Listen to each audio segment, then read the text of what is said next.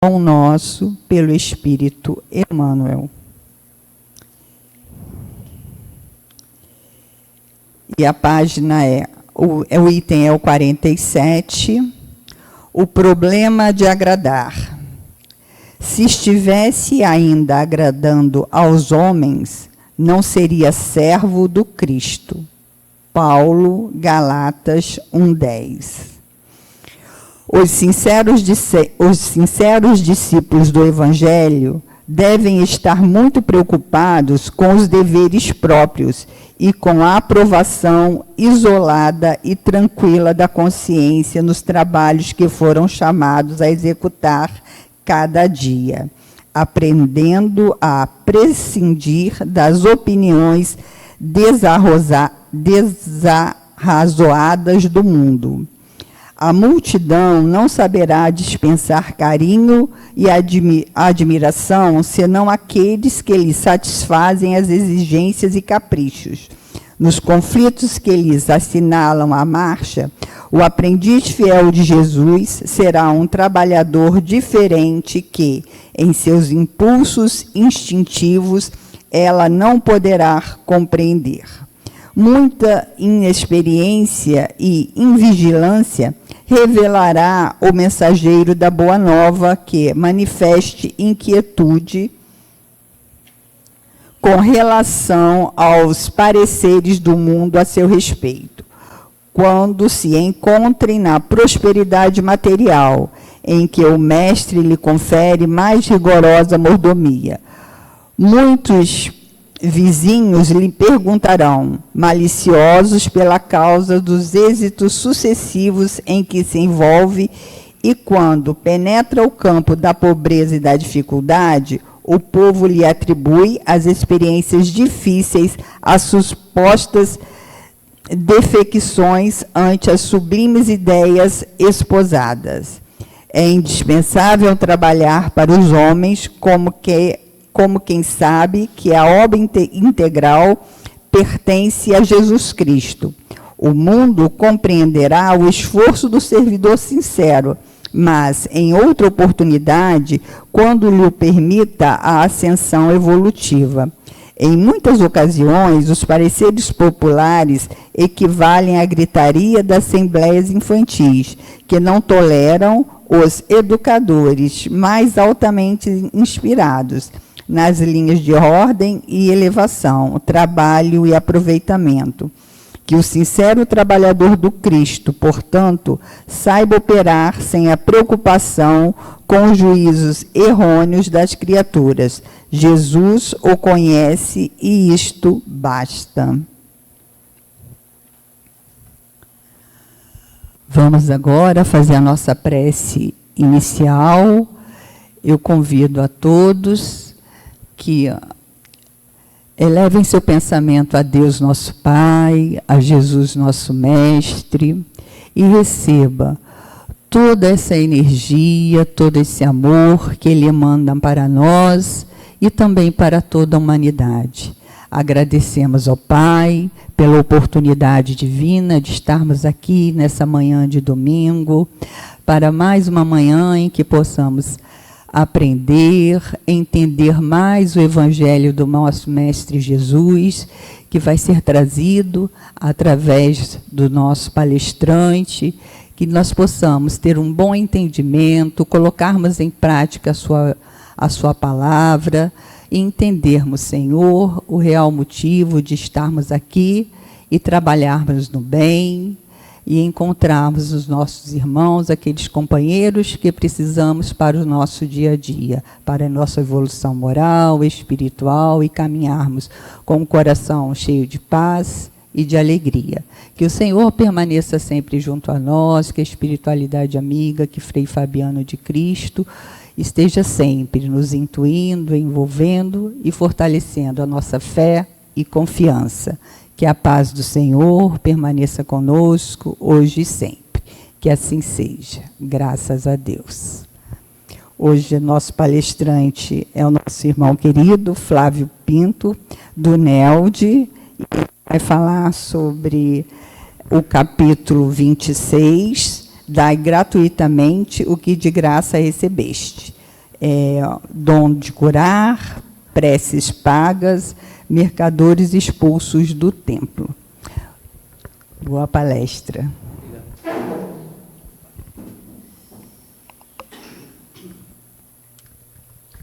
Bom dia, amigos.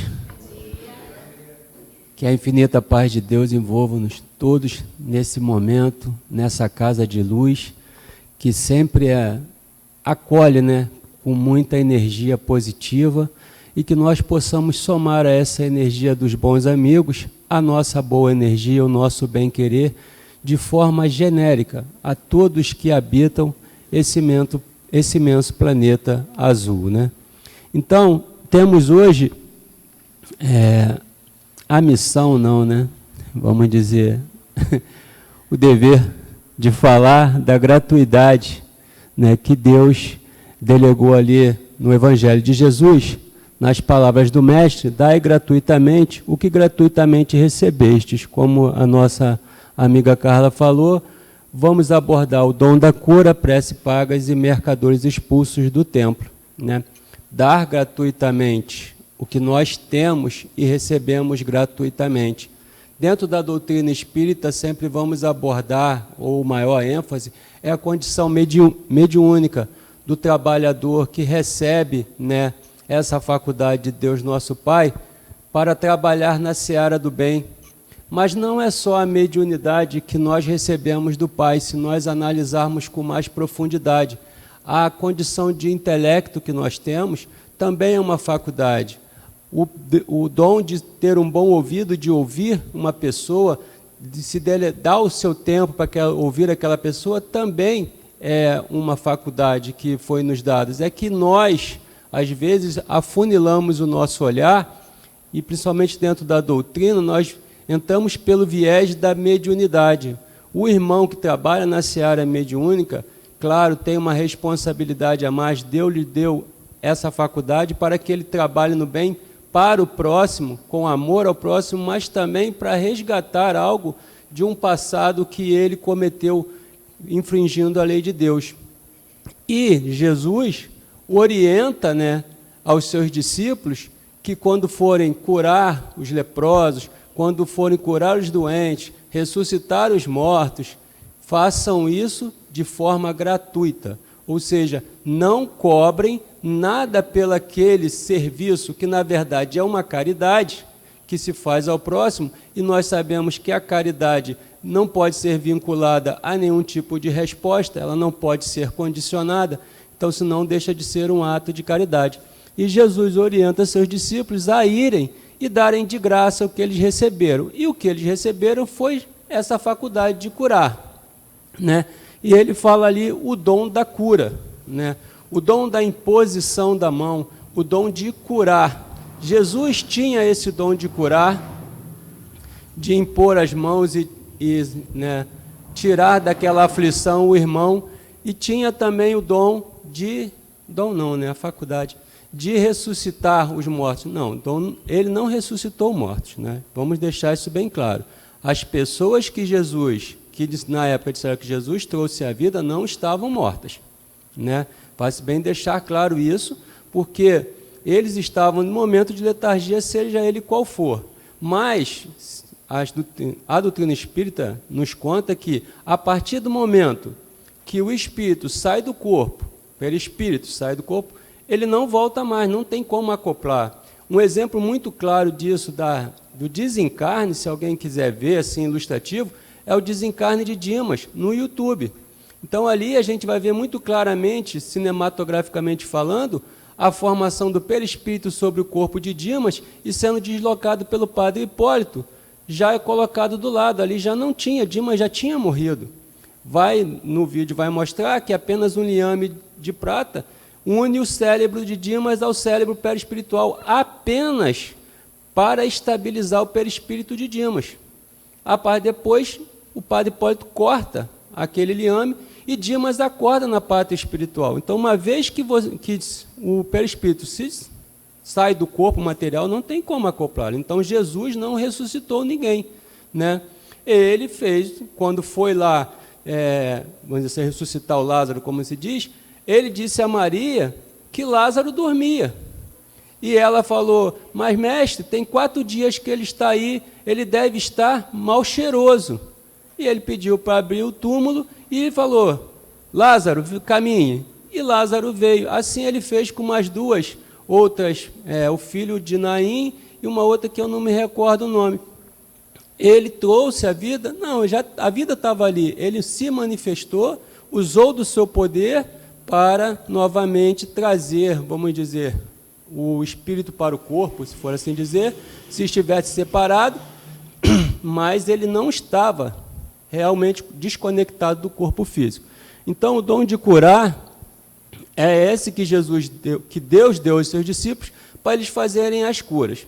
Voltando lá atrás, né, na infância, então vamos lá, só para contextualizar, dai gratuitamente haveis recebido, diz Jesus aos seus discípulos, com essa recomendação prescreve que ninguém faça pagar daquilo que nada pagou. Ora, o que eles haviam recebido gratuitamente era a faculdade de curar doentes e expulsar demônios, isto é, os maus espíritos. Só para ilustrar, minha família é do interior do Rio de Janeiro, né? Então eu vivi muito tempo, né, da minha infância lá no interior de São Fidélis. Para ilustrar assim mais, a energia elétrica chegou em 1995, então era uma roça mesmo, né? E lá eles não tinham recurso, como na época tinha. Então existiam as benzedeiras, né, que é chamada assim as rezadeiras, as benzendeiras e tal. Então na minha infância eu destaco 2 momentos das benzendeiras, né?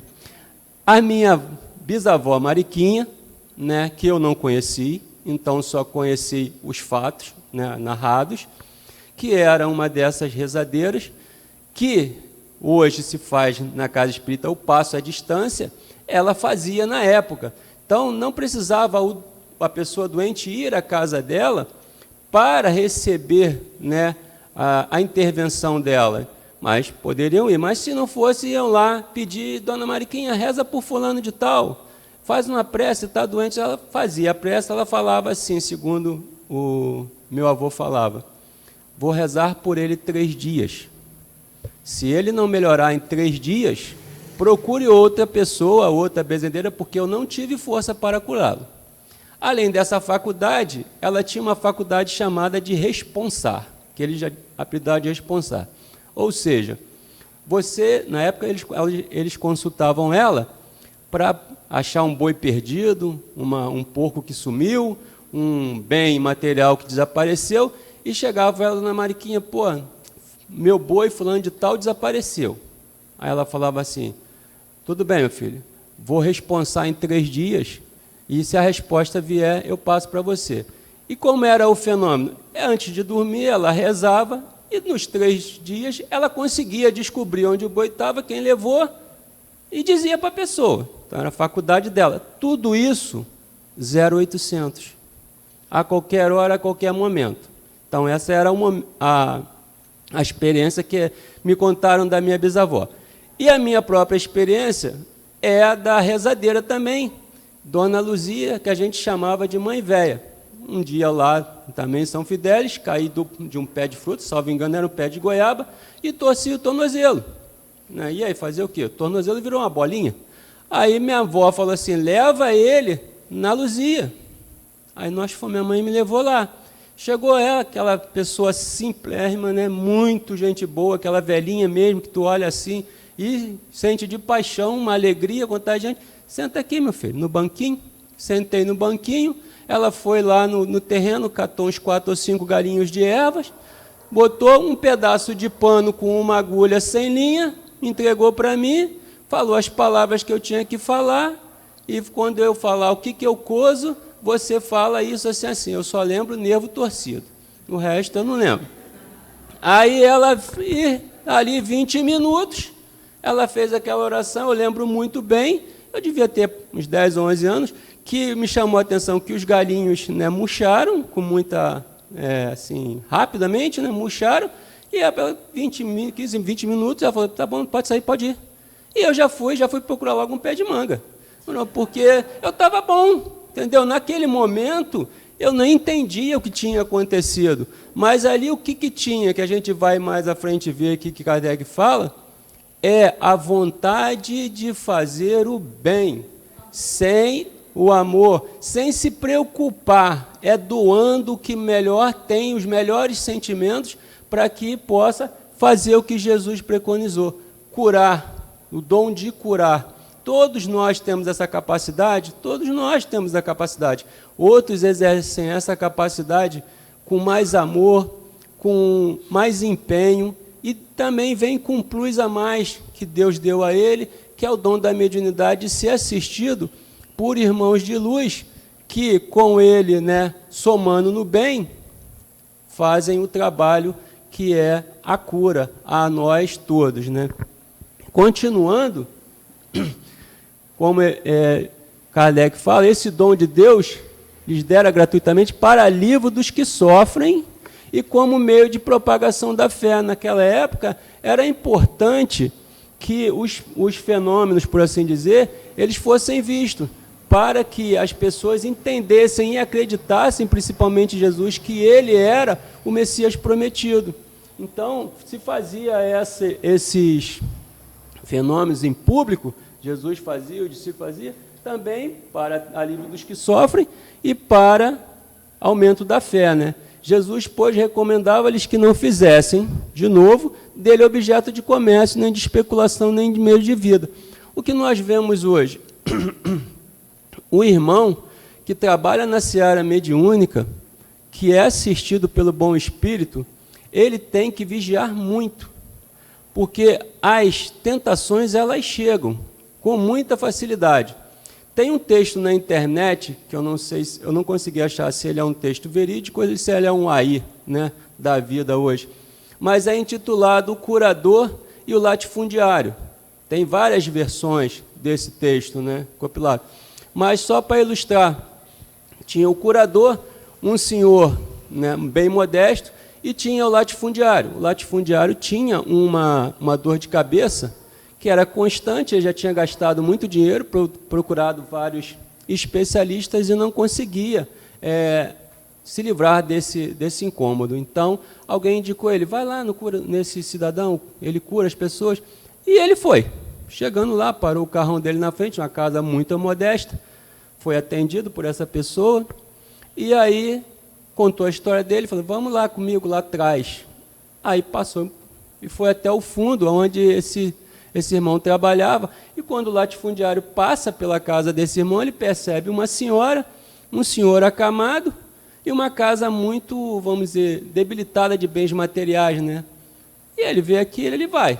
Chega lá, o irmão faz o trabalho, a prece, a oração, e fala para ele, ó, o senhor vai ter que voltar aqui mais algumas vezes. Mas naquele primeiro atendimento, o latifundiário já percebeu que a dor de cabeça tinha desaparecido, mas ele ficou quieto, tinha que voltar, e assim ele voltou. E ele foi percebendo a mudança na casa desse senhor, que ele já não viu mais a mulher que ele perguntou, era sua mãe? Cadê ela? Tem problemas mentais, ela está internada. O latifundiário se condoeu com aquilo, vendo a situação, tal. No último atendimento, ele falou assim, o próximo é o último, tá? Tudo bem, o latifundiário veio com um dinheirinho, né? Pacote. Ele fez o atendimento, o senhor está liberado, graças a Deus, o senhor está curado. Aí ele falou, mas eu queria dar uma graça. Não, deixa isso aí, não quero, Paulo. Não. Aí ele foi e tocou o dinheirinho lá, em um lugar, e foi embora. Só que esse irmão, ele viu depois o pacote de dinheiro lá. Aí ele correu atrás do moço com o pacote e falou assim, aqui, não, é para... O senhor quer me prejudicar? Quer que todo o esforço que eu faço, que eu tenho feito até hoje, seja jogado no lixo? Não faça isso, tome o seu dinheiro.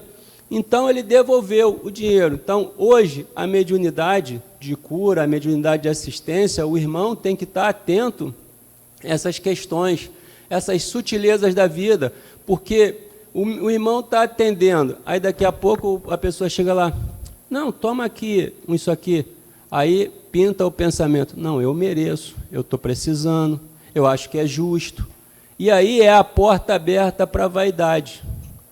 E aí aquele irmão que assiste ele, que é o irmão de luz, vai começar a dar um passinho para o lado.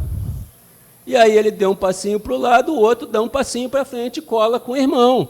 E daí a porta, que era uma fresta, abre, e o irmão ele vai para aquele lugar comum, que é de cobrar por aquilo que foi dado a ele gratuitamente. E aí a gente sabe que a mídia já narrou vários casos desses, irmãos que trabalhavam no bem e sucumbiram, né, a essa questão por invigilância, orai e vigiai. Vigiai mais do que orai. Então temos que estar atentos, principalmente os irmãos que trabalham na lida, né, nas salas mediúnicas, desobsessões, atentando para esses quesitos, para essas armadilhas que são colocadas no nosso dia a dia de trabalho, né?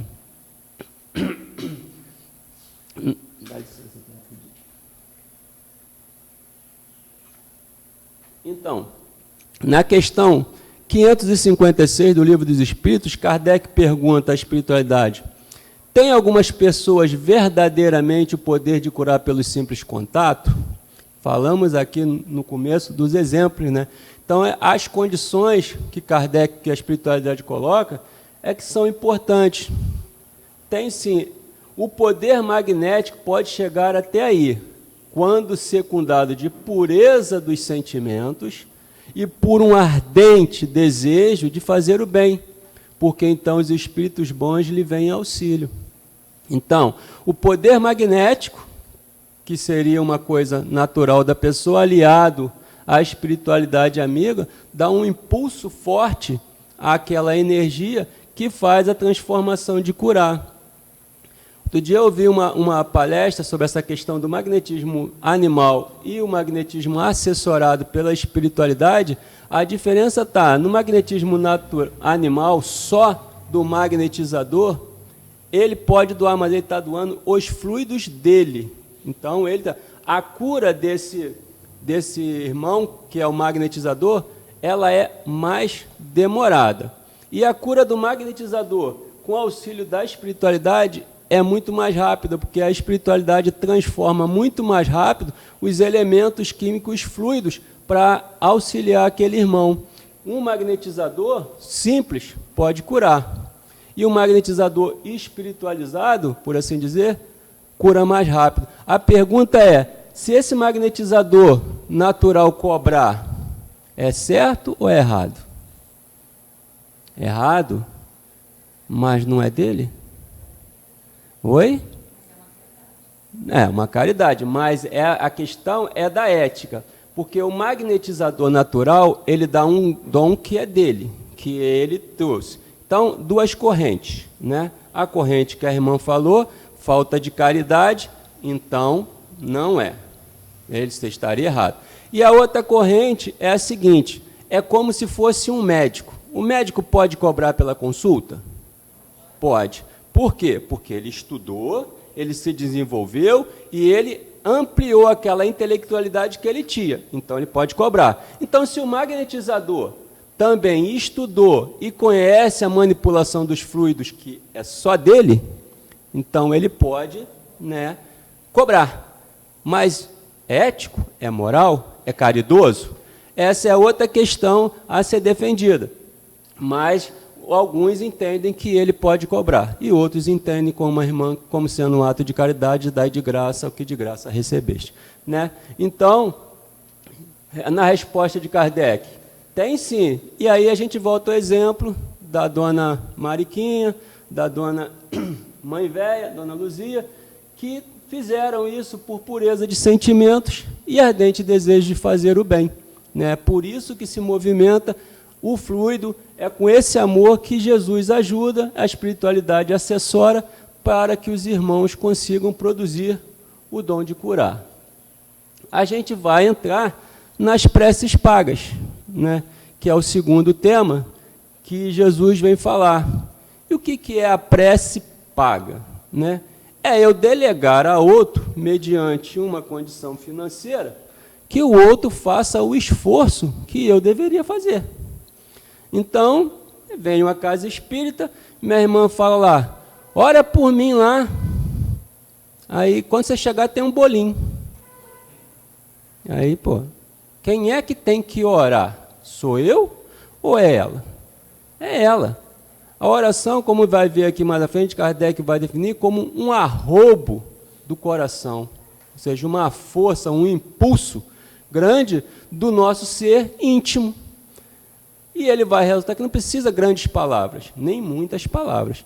Mas então, a prece paga, ela pode ser paga financeiramente, como era no passado, vai ser falado aqui, ou hoje, pagas de outra forma. Vou ao centro espírita, coloca o nome na caixinha lá para mim, ora por mim, fala por mim. Por que que essa pessoa acha que eu tenho que vir ao centro, eu venho ao centro espírita e vou intermediar por ela? Qual o poder que eu tenho para intermediar por ela? E realmente eu consigo isso? Se ela, no recanto do lar dela, não pode orar por ela? Não pode elevar o pensamento? Mas isso são condições que, voltando agora para o lado material, que o nosso ser parece que traz do passado. Nós delegamos aos outros responsabilidades que somos nossas. Veja assim, sem querer fazer alarde, no campo da política, nós delegamos a um ser eleito por voto que ele tome decisões por nós e nós nos encolhemos e deixamos ele lá, tudo bem. Mas isso a gente faz na parte material da nossa vida e a gente começa a fazer na parte espiritual da nossa vida. E aí é que a gente sucumbe e invade para o caminho errado. Nós temos a capacidade de orar. Nós temos a capacidade de fazer o link com Deus. Basta termos vontade, pureza, humildade, para que a gente consiga, então, através da nossa exaltação, do nosso ser, do nosso interior, pedir, louvar e agradecer. São as condições da prece que a gente pode fazer. Mas tem uma outra terceira situação que pode ser de doar, como no passe à distância que nós falamos, quando o médium faz o passe à distância, eleva o pensamento dele, ele doa parte da energia para alcançar aquele objetivo dele. Então, além de louvar, né, agradecer e pedir, ele doa na prece. Quem tem, doa e recebe, nesse link que é feito, estabelecido no momento da prece sincera, da oração que parte do arrobo do coração. Mas Jesus, nas preces pagas no capítulo 26, ele vem alertar justamente nessa condição. Ele vai iniciar falando dos escribas, né? Que para o povo se acautelar em relação ao escriba, não agir como os escribas.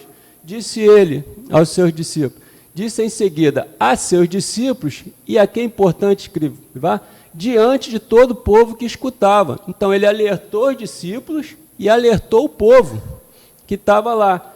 Precatai-vos dos escribas que se exibem a passear com longas túnicas, que gostam de ser saudados nas praças públicas e de ocupar os primeiros assentos nas sinagogas e os primeiros lugares nos festins, que a pretexto de extensas preces devoram a casa das viúvas. Essas pessoas receberão a condenação mais rigorosa.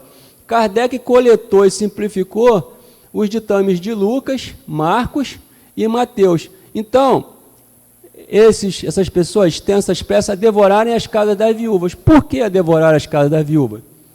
Porque quando a pessoa falecia, lá na época, os escribas iam nas casas da viúva e cobravam a prece pelo irmão que estava lá desencarnado, para que ele fosse bem recebido lá. E como é que era o valor? Pelo número de palavras. Você quer que eu fale muito? Então é tanto. Você quer que eu fale muito várias vezes? É tanto. E ali eles iam só, né, pegando o dinheirinho da viúva, que já tinha perdido, vamos dizer assim, o seu arrimo, eles estavam lá para lapidar o resto que sobrou. Então, por isso que Jesus fala. E as preces eram extensas, né, muitas palavras, mas ele vai perguntar, e se o cara não tivesse dinheiro? Aí a prece, né, ia ser curtinha.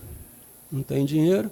Mas aí, mais à frente, a gente vai ver esse contexto, porque se é curta ou longa, pô, Deus está ligado nisso, quer dizer, se eu tenho dinheiro, é curtinha.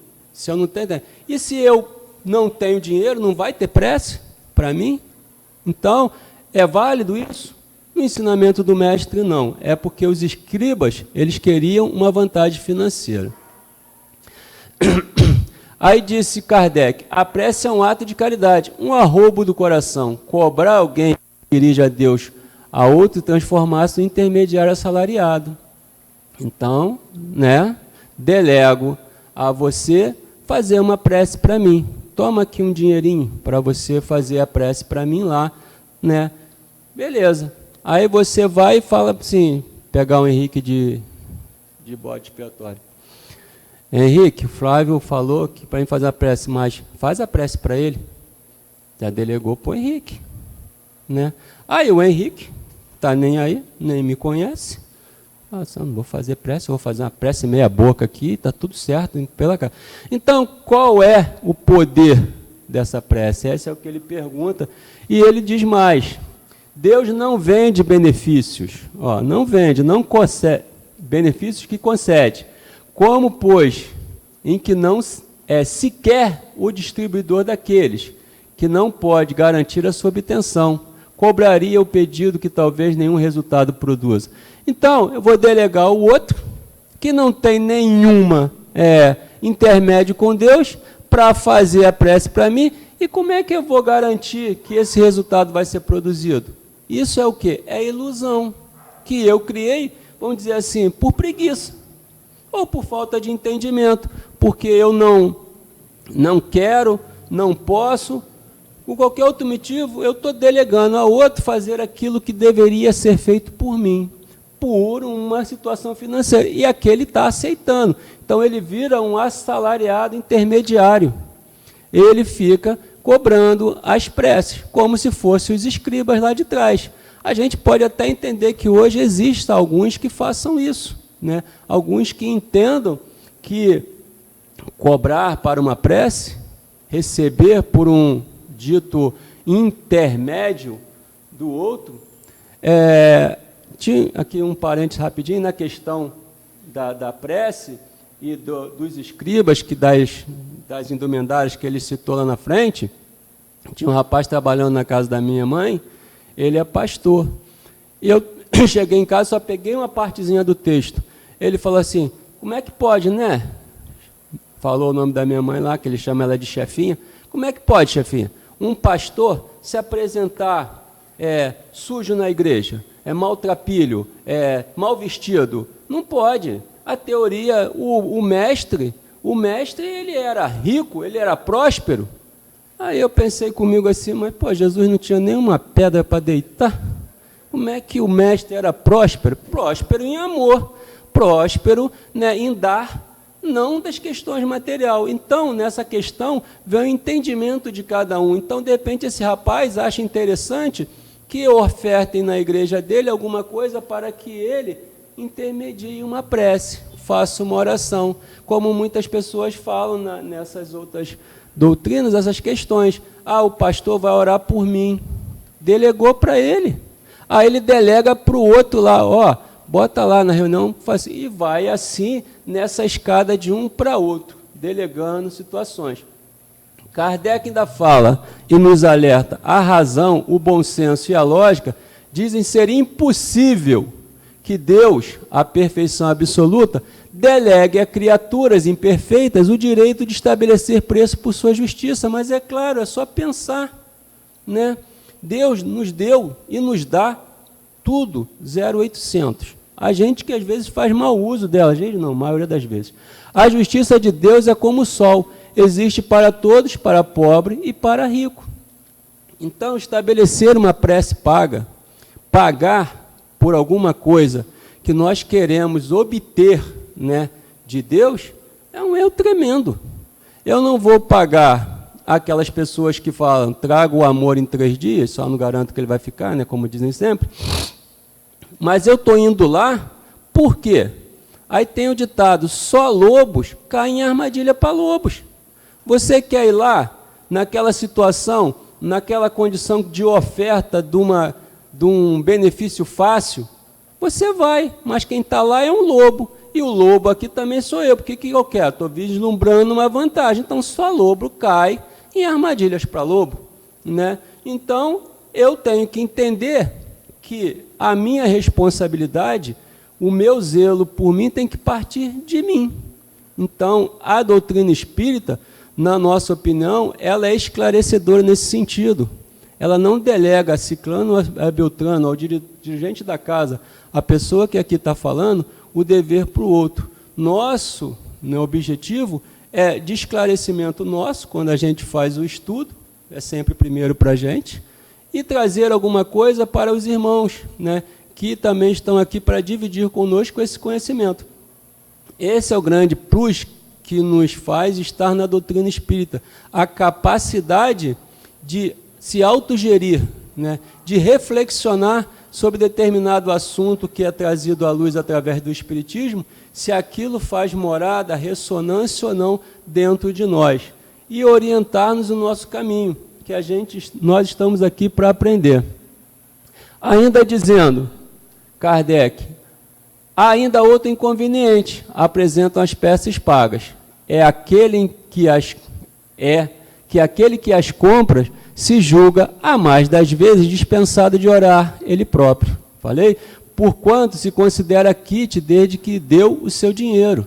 Sabe-se que os espíritos se sentem tocados pelo fervor daqueles que por eles se interessam.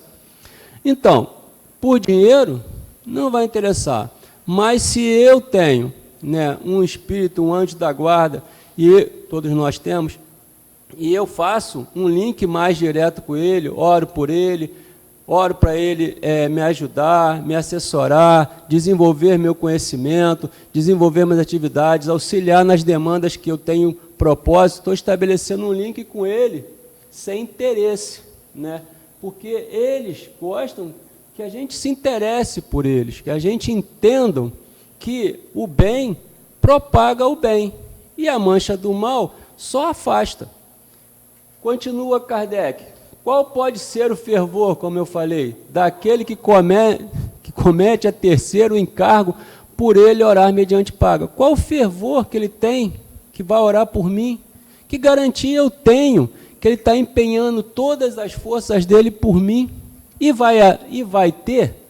Ele vou conseguir? Ele tem força para isso? Mediante paga? Uma vez que Deus dá de graça, não cobra nada a ninguém? Então, por que ele é intermediário de Deus, está cobrando? Ele não é intermediário de Deus. E eu estou me iludindo. Qual o fervor desse terceiro, quando delega seu mandado a outro e assim por diante? Né? Como eu falei aqui, citando um exemplo, não seria isso reduzir a eficácia da prece a uma moeda? No Evangelho segundo o Espiritismo, capítulo 27, tem a qualidade da prece, né, que é o próximo slide aqui, que é o que Deus espera de nós. Pergunta, tem uma outra pergunta antes, desculpa. Agrada a Deus a prece? Né, pergunta Kardec no Livro dos Espíritos. Agrada a Deus a prece? Claro, né, agrada a Deus a prece. Por que agrada a Deus a prece? A prece é sempre agradável a Deus quando ditada pelo coração, pois para ele a intenção é tudo, né? Nós, às vezes, fazemos uma prece lida, como ele vai dizer aqui, ó. Assim prefere a prece, preferível, desculpe, assim preferível lhe é a prece do íntimo, a prece lida, né? A prece que nós lemos, a prece, vamos dizer, decorada, lida, né?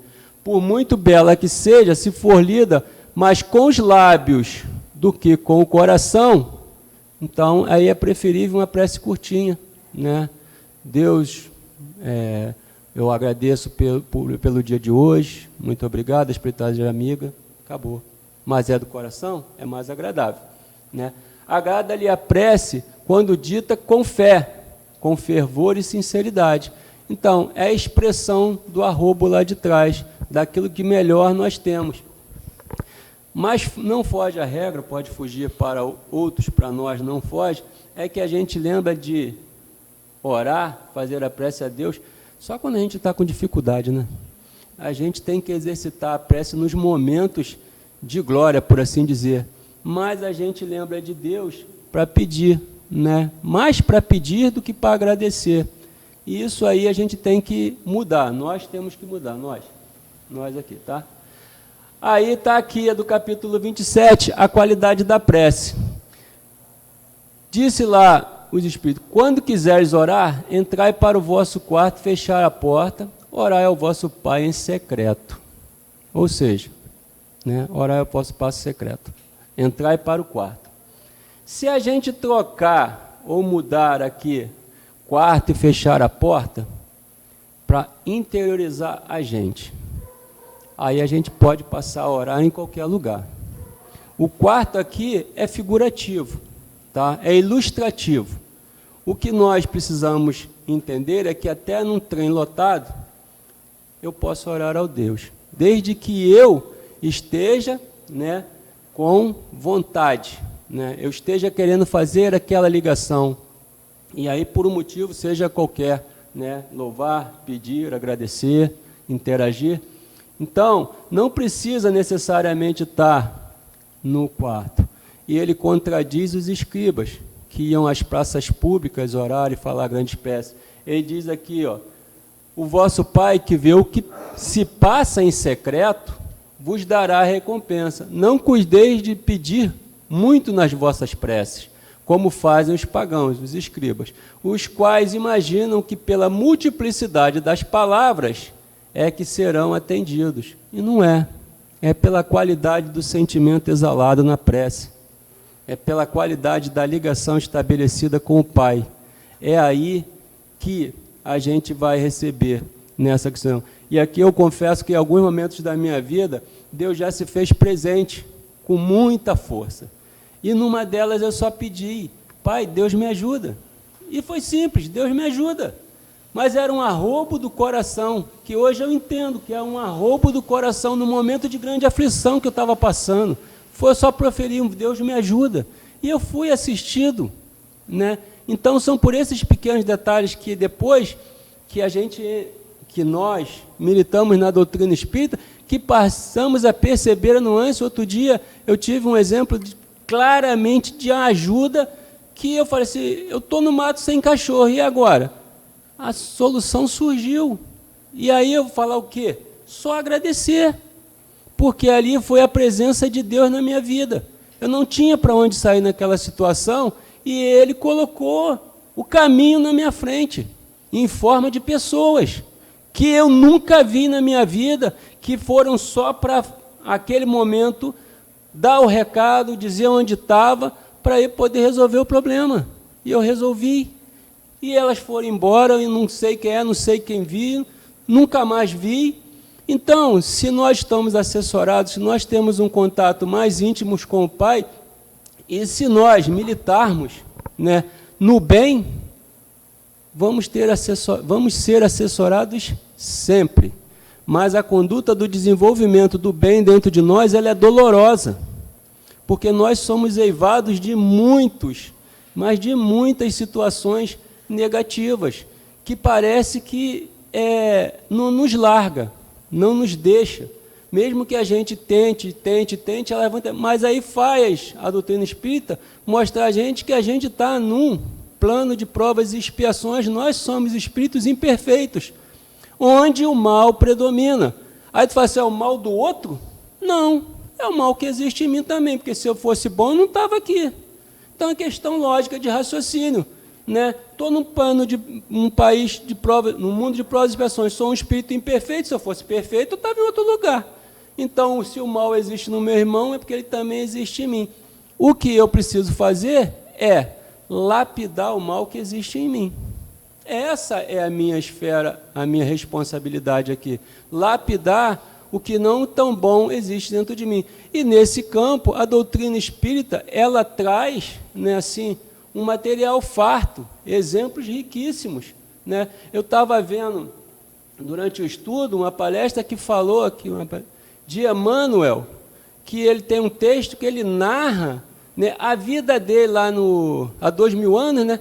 Então, Emmanuel está narrando a vida dele. E aquela situação e todo aquele martírio, é a vida dele, lapidada hoje. Diferente. Qual as emoções que ele não teve aflorada quando ele ditou esse livro para Chico? Era a vida dele ali. Ele era o Pontos Pablos. Não, era Públio Lentos. Então, naquele senador, o caminho que ele tomou errado, o encontro dele com Jesus, e ele escolheu o caminho tortuoso. Então, ele viveu o caminho tortuoso. Essas são as nossas escolhas. Nós temos escolhas e nós buscamos fazê-la e acertar, né? Estamos quase chegando ao final, mercadores expulsos do templo, né? Faltam 10 minutos, vamos acelerar. Então, mercadores expulsos do templo. Que templo que nós estamos falando? O templo de Jerusalém, né? Onde as pessoas iam lá, né, os judeus e outros de todas as partes, né, fazer as suas oferendas, trocarem o sacrifício dos animais pelos pecados dele. Então, estou matando aqui um cordeirinho, estou quite com o senhor, tá? Tudo que eu pequei, zerei aqui, matei esse cordeirinho, já dei ali para o templo, parte para o senhor e parte para os sacerdotes. Estou zerado, posso fazer de novo? Lê do engano. Eles iam lá fazer isso, né? E Jesus, o termo é esse, Jesus foi lá e expulsou os vendilhões do templo. Quem que tinha no templo? Tinha os cambistas e tinha as pessoas que vendiam as coisas. E por que eles estavam lá vendendo as coisas e fazendo o câmbio? Vendendo as coisas é porque a oferta, a oferenda, né, tinha que estar intacta, tinha que estar bonitinha. Então, vamos dizer, a pomba não podia faltar uma pena. E a ovelha também não podia ter nenhum machucado. E como vinham pessoas de vários lugares, né, da época, como é que eles iam chegar lá com o animal intacto? Podia que no meio do caminho o animal sofresse alguma coisa. Então, foi útil ou agradável. O esperto já pensou, vou botar uma banquinha aqui com umas ovelhas, uns carneiros, tudo certo, umas pombinhas. Aí o outro, né, não, eu vou comprar lá. Por que eu vou carregar daqui e vou comprar lá? Então, tinha lá para vender, né? E o cambista? O cambista é porque a moeda que tinha que ser dada, eu esqueci o nome, tinha que ser convertida. Então, tinha os dracmas e tinha o denário romano, como é que é?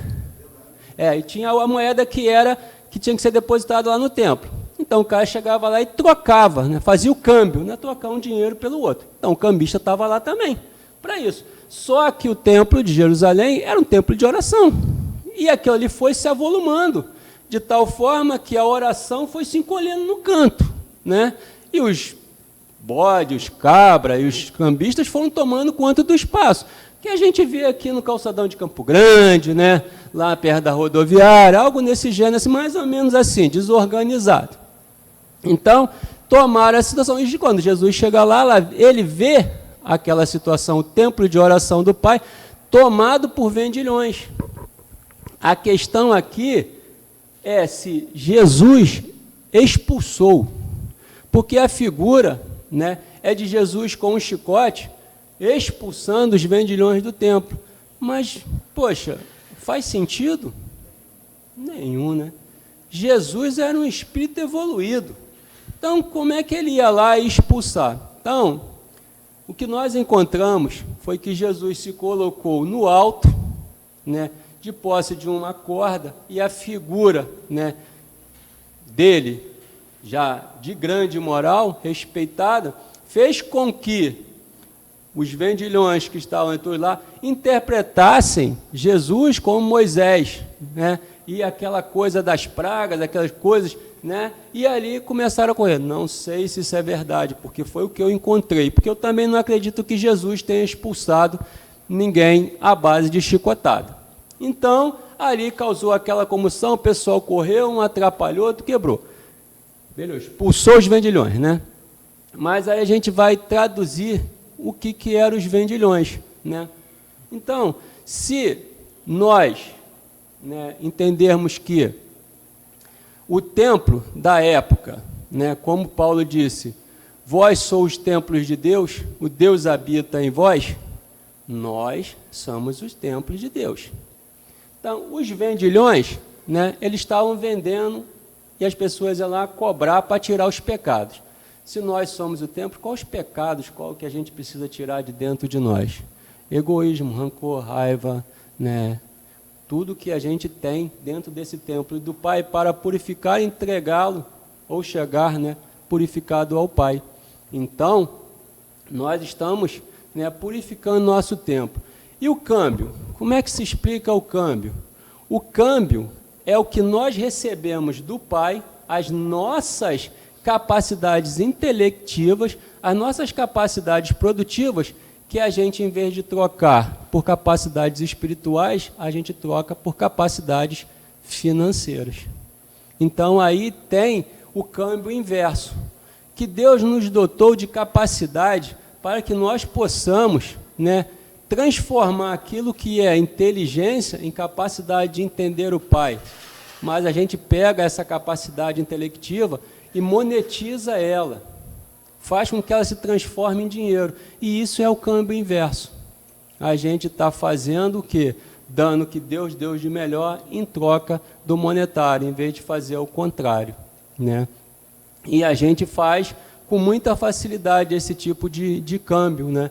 E sendo o nosso corpo o templo de Deus, purificar ele é nosso objetivo. Então, há o que se chama de uma parábola representada quando Jesus expulsa os vendilhões do templo, e também as cadeiras dos caras que vendiam os pombos. Então, interpreta-se a cadeira como a estagnação. Nós paramos em determinado lugar. Tudo isso é uma análise da dinâmica de Jesus no templo, né, que foi narrada por Marcos e Mateus, que, segundo os estudos, nossos estudos, não estavam no local no dia.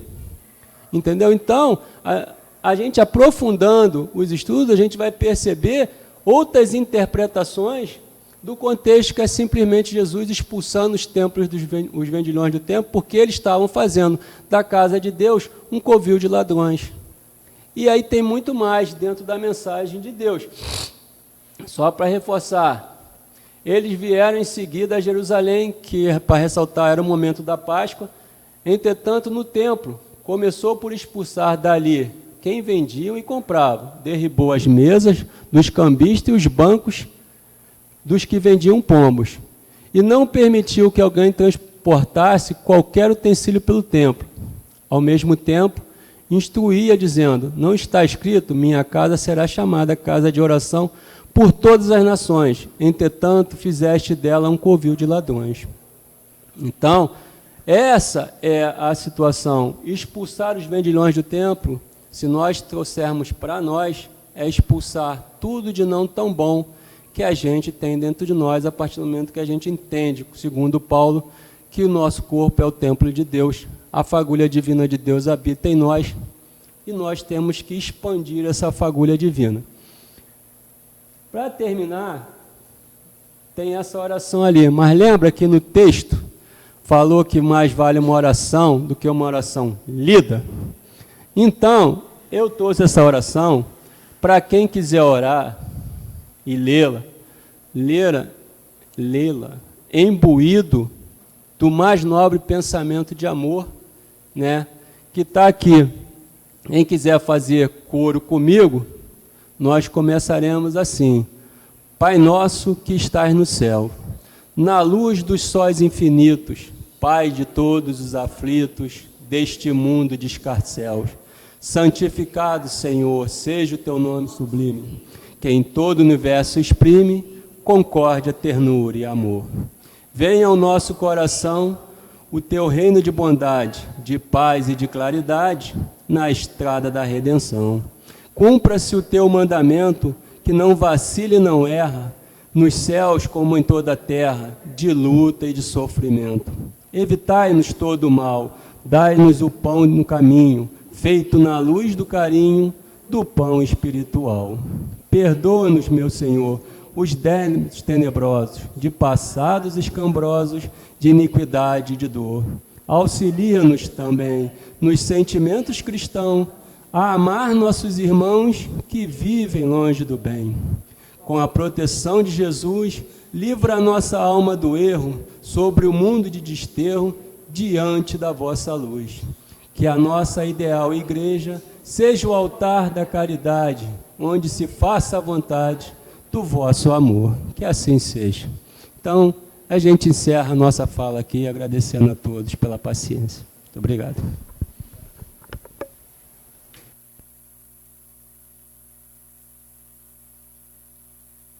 Agradecemos, Flávio, agradecemos muito o seu estudo, que nos trouxe muitos esclarecimentos, reflexões sobre esse tema tão importante para o nosso dia a dia, né?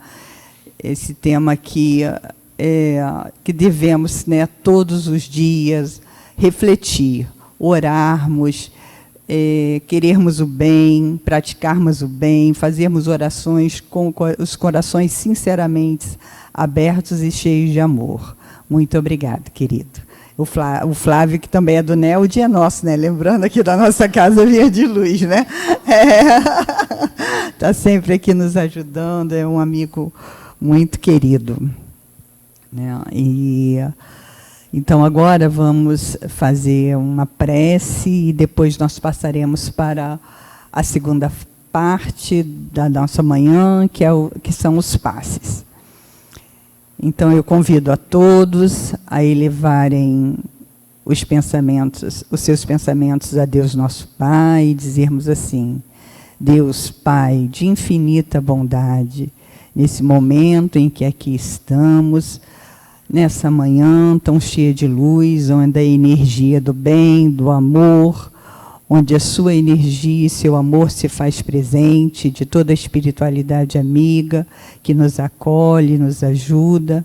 Nós agradecemos, Pai, por mais essa manhã, pedimos que o Senhor permaneça conosco, permaneça com todos aqueles que aqui não puderam estar, que estão em nossos pensamentos, que todos recebam, Senhor, essas vibrações amorosas, que não nos falte força, fé, coragem, discernimentos para seguirmos as suas palavras, para seguirmos o caminho de luz e colocarmos em prática esses ensinamentos, Senhor. Pedimos força para que possamos colocar em prática esses ensinamentos que hoje, na manhã de hoje, recebemos. Que o Senhor permaneça sempre junto a nós, que Frei Fabiano de Cristo, Anália Franco e toda a espiritualidade amiga dessa casa permaneça em nossos corações, nos ajudando e nos auxiliando nesse caminho de luz. Que a paz e o amor do Senhor permaneça sempre junto a nós, hoje, agora e sempre. Que assim seja. Graças a Deus. Agora nós...